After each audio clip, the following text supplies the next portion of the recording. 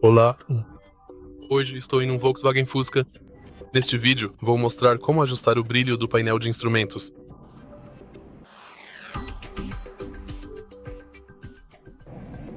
Para começar, vamos dar uma olhada no lado esquerdo do volante. Bem aqui, temos este painel de luzes. Primeiro, precisamos usá-lo para ativar o farol baixo. Então, gire este botão 3 vezes para a direita. Agora, com o farol baixo ativado, o painel de instrumentos está no brilho mais baixo. Para aumentá-lo, precisamos girar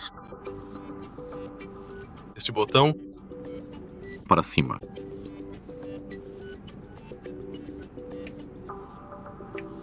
E é isso.